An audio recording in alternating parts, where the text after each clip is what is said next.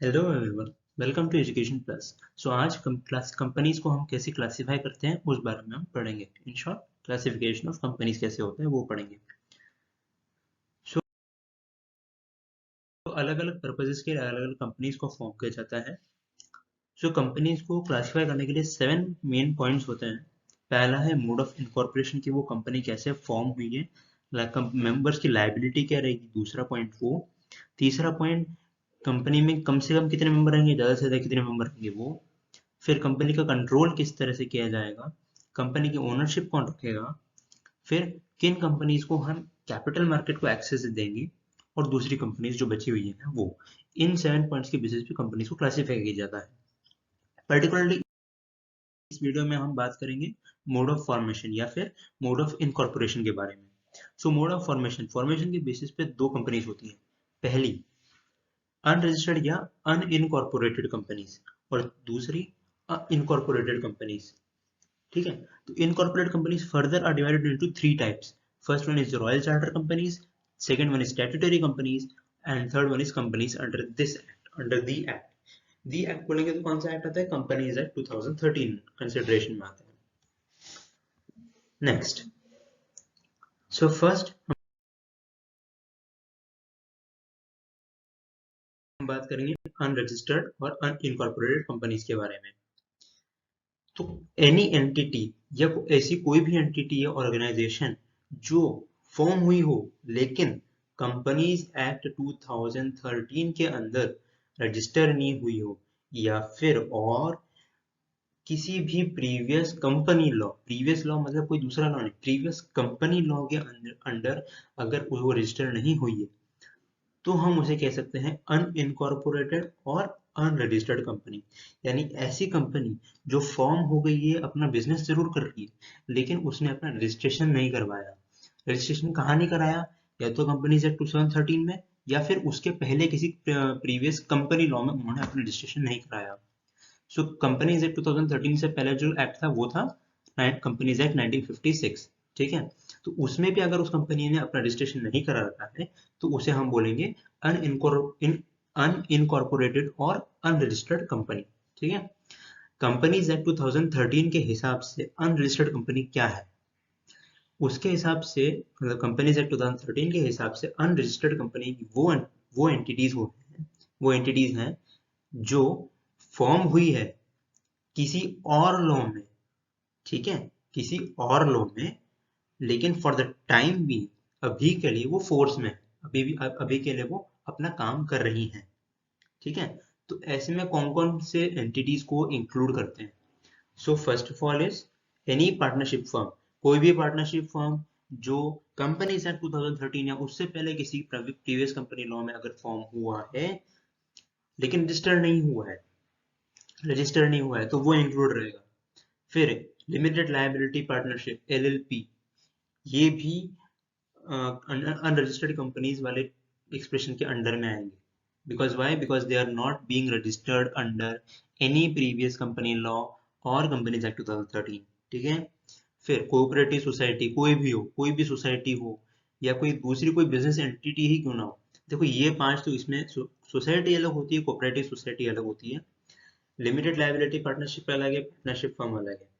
लेकिन any other business entity के मेरे सामने ये सेक्शन 366(1) यानी कंपनीज एक्ट के सेक्शन 366(1) में लिखा हुआ है कि कौन कौन सी दूसरी बिजनेस एंटिटीज होंगी जिन्हें अनरजिस्टर्ड कंपनीज टर्म के अंदर इंक्लूड किया जाएगा।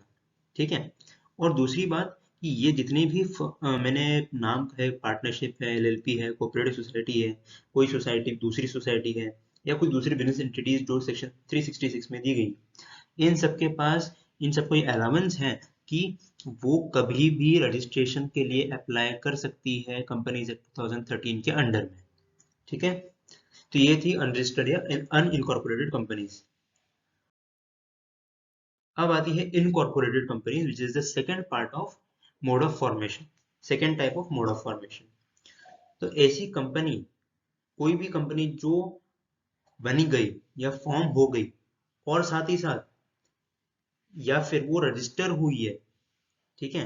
या तो वो कंपनी फॉर्म हो गई, या फिर किसी स्टैट्यूट और लॉ, देखो स्टैट्यूट वर्ड कोई नया वर्ड नहीं है, it is a substitute word, it is an another synonym for law we can say. तो ऐसी कोई कंपनी जो या तो फॉर्म हुई है या रजिस्टर हुई है किसी लॉ के अंडर में या स्टैट्यूट के अंडर में, दोनों एक ही बात है, स्टैट्यूट और लॉ एक ही बात है, तो उस कंपनी को हम एक कंपनी, नॉर्मल कंपनी बोलेंगे। ठीक है, इनकॉर्पोरेटेड कंपनी का मतलब है नॉर्मल कंपनी।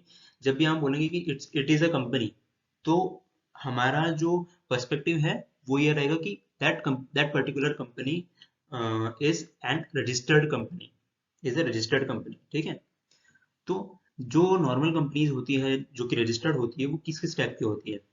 पहली companies incorporated by royal charter. Royal charter क्या है मैं आगे बताऊंगा। Companies formed under any special statute or we can say statutory companies in short। ठीक है, कंपनी जो कि किसी स्पेशल स्टैट्यूट के अंदर फॉर्म हुई है या फिर दूसरी statutory companies. And third one is companies incorporated under companies act. ठीक है, कंपनीज एक्ट के अंडर में जो फॉर्म हुई है वो। तो तीन टाइप की कंपनीज है। So first one, companies incorporated by royal charter. तो रॉयल चार्टर होता क्या है? रॉयल चार्टर जो है वो एक इंस्ट्रूमेंट है इनकॉर्पोरेशन का, एक इनकॉर्पोरेशन का इंस्ट्रूमेंट है जो कौन ग्रांट करता है? किंग ग्रांट करता है, किंग ग्रांट करता है। रॉयल चार्टर का मतलब इस शब्द से मतलब समझो, रॉयल चार्टर यानी ये राजा महाराजों वाले टाइम का बात कर रहा है, रॉयल। ठीक है, आज के टाइम पे ऐसी कोई कंपनीज होती नहीं है, ये पुराने जमाने में होती थी। तो रॉयल चार्टर का जो होता है वो एक टाइप का इंस्ट्रूमेंट होता है, इसका सर्टिफिकेशन का। और वो कौन देता है? किंग देता है। किस चीज के लिए? कि भाई इस कंपनी को मैं ये पावर देता हूँ कि ये इनकॉर्पोरेट की जाए, इसके पास इंडिपेंडेंट लीगल पर्सनैलिटी होगी, इसके ऑब्जेक्टिव्स डिफाइन किए जाएंगे उसमें, उस इंस्ट्रूमेंट के अंदर उसकी पावर्स क्या होंगी, उसे कौन गवर्न करेगा, वो सब चीजें उस सर्टिफिकेट ऑफ इनकॉर्पोरेशन जो है, इंस्ट्रूमेंट ऑफ इनकॉर्पोरेशन जिसे रॉयल चार्टर कहते हैं, उसमें सब कुछ मेंशन होता है। तो ऐसी कोई कंपनी जो कि रॉयल चार्टर के थ्रू इनकॉर्पोरेट हुई है, जो कि कौन ग्रांट करता है? मोनार्क। मोनार्क का जो हेड होता है वो कौन होता है? ईदर द किंग और द क्वीन। ठीक है, या sovereign is called a royal charter company. ऐसी कोई भी कंपनी जिसे किसी किंग या किसी क्वीन ने रॉयल चार्टर जो कि एक इंस्ट्रूमेंट है इनकॉर्पोरेशन का, उसके थ्रू जाके अगर वो कोई कंपनी इनकॉर्पोरेट हुई है तो हम उसे बोलेंगे रॉयल चार्टर कंपनी। ठीक है, example east India company and bank of England. तो इन दोनों को इंग्लैंड में, इंग्लैंड के जो रानी, जो राजा रानी जो भी थे, उन्होंने ये रॉयल चार्टर के थ्रू इनको इनकॉर्पोरेट किया था। और इन कंपनीज की जो भी पावर्स होती है, ठीक है, वो उस रॉयल चार्टर यानी जो इंस्ट्रूमेंट ऑफ इनकॉर्पोरेशन था उसमें मेंशन की जाती है। ठीक है, इस कंपनी की पावर क्या है, और उसके पास ये पावर होती है कि जो जो उसकी पावर है, उसका स्कोप है, जहां तक वो कर सकती है अपना, वहां तक वो उसके जितने चाहे अपने जो एक्ट है, only with in its scope, not beyond that. जो भी उसको मेंशन किया कि इसके आगे, इस पर्टिकुलर बाउंड्री के आगे वो नहीं जा सकती, तो उस बाउंड्री तक वो जितने एक्ट्स करना है वो उतने कर सकती है। लेकिन आज के टाइम पे ऐसी इस टाइप की कंपनीज इंडिया में नहीं पाई जाती, because it was the time when royal royalty existed.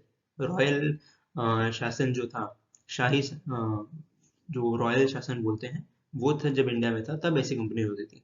आज नहीं, because today is a government time. Second, companies form under special statute और we can say statutory companies. ठीक है, companies form under special statute यानी ऐसी कोई company जो किसी स्पेशल लॉ में बनी है, स्पेशल लॉ के आने की वजह से बनी है। तो ऐसी कोई भी कंपनी जो किसी स्पेशल लॉ के आने की वजह से बनी, जो कि ऐसा लॉ जो पार्लियामेंट में ने या किसी स्टेट लेजिस्लेचर ने पास किया था, उस वजह से बनी है, तो हम बोलेंगे स्टैट्यूटरी कंपनी। ठीक है, किसी पार्लियामेंट में अगर कोई लॉ पास किया जाए, उस वजह से किसी कंपनी का फॉर्मेशन हो, या फिर कोई स्टेट लेजिस्लेचर कोई लॉ पास करे और उस वजह से अगर कोई कंपनी फॉर्म होती है, तो हम उसे कहेंगे स्टैट्यूटरी कंपनी। एग्जाम्पल है state bank of India SBI and life insurance corporation of India limited LIC. ठीक है, लेकिन ये जो कंपनीज होती है स्टैट्यूटरी कंपनी, ये जनरली फॉर्म की जाती है किसके लिए? पब्लिक सेक्टर एंटरप्राइजेस, पीएसयू में, पब्लिक सेक्टर अंडरटेकिंग और पब्लिक सेक्टर एंटरप्राइजेस के लिए। या फिर पब्लिक यूटिलिटीज के लिए बनाई जाती है, पब्लिक यूज के लिए। ये जनरल कंपनीज होती हैं, प्राइवेट कंपनीज नहीं, general public companies. Next, powers are defined by statute. जिस स्टैट्यूट की वजह से, जिस लॉ की वजह से ये बनती है, उसी लॉ के अंदर इस कंपनी की पावर्स लिखी जाती है कि इसकी पावर क्या क्या है। और जो भी कंपनी स्टैट्यूटरी कंपनी होती है, उसको पास कुछ ऐसे स्पेशल पावर्स भी उसे दिए जाते हैं जो कंपनीज एक्ट के अंडर जो दूसरी कंपनीज है उनके पास नहीं है। इस सेंटेंस का मतलब ये हुआ कि कंपनीज एक्ट में जो भी कंपनीज आती हैं उनके पास जो जो पावर्स है, उन सब के मुकाबले में थोड़ी सी एक्स्ट्रा स्पेशल पावर इन स्टैट्यूटरी कंपनीज को दी जाती है, ठीक है। And that's a very special benefit for statutory companies. Next is the last one, companies incorporated under the companies act. Companies act कोई सा भी हो सकता है, 1956 भी हो सकता है, 2013 का भी हो सकता है। तो ये एक नॉर्मल कंपनी के लिए है। कोई भी लीगल टर्म्स में हम बोलेंगे तो ऐसी कोई भी कंपनी जो इनकॉर्पोरेट है और रजिस्टर्ड है, बन चुकी है और रजिस्टर्ड हुई है किसके अंडर, कंपनीज एक्ट 2013 के अंडर, तो हम, या फिर उसकी किसी प्रीवियस कंपनी लॉ के अंडर, तो हम कहेंगे कि वो एक कंपनी है, लीगल कंपनी है, ठीक है। Certificate of incorporation is issued to it by the register. यहाँ पे जो इट है वो रजिस्टर, ये रेफर करता है इस कंपनी को जो इनकॉर्पोरेट और रजिस्टर की है। Certificate of incorporation issued to it, to issue to the company by the registrar। आज के टाइम पे रजिस्ट्रार इशू करता है सर्टिफिकेट ऑफ इनकॉर्पोरेशन, लेकिन जब रॉयल शासन चलता था, शाही शासन चलता था, तब किंग जो था वो इशू करता था सर्टिफिकेट ऑफ इनकॉर्पोरेशन, ठीक है। उस टाइम पे इनकॉर्पोरेशन इंस्ट्रूमेंट क्या था, रॉयल चार्टर। लेकिन आज के टाइम पे क्या है, सर्टिफिकेट ऑफ इनकॉर्पोरेशन किसके थ्रू इशू किया जाता है, रजिस्ट्रार के थ्रू। जो कंपनी होती है वो प्रोविजंस और साथ ही साथ रूल्स एंड रेगुलेशंस के थ्रू गवर्न की जाती है, जो कहाँ लिखे होते हैं, उस पर्टिकुलर एक्ट में या उस पर्टिकुलर लॉ में लिखे होते हैं। उनके थ्रू इस कंपनी का गवर्नेंस चलता है, उस कंपनी को फॉर्म, उस कंपनी का काम किया जाता है। और ये जो कंपनीज इस कंपनीज एक्ट के अंडर चालू होती है या इनकॉर्पोरेट होती है, ये वो सारी एक्टिविटीज कर सकती है जो कि उसके मेमोरेंडम के स्कोप के अंदर कवर्ड है, ठीक है। This was all about companies classified on the basis of their mode of formation. So I hope you liked this video, and if you liked, please subscribe to our channel Education Plus and hit the bell icon and like button for every update regarding our channel, and share this video to everyone. Thank you.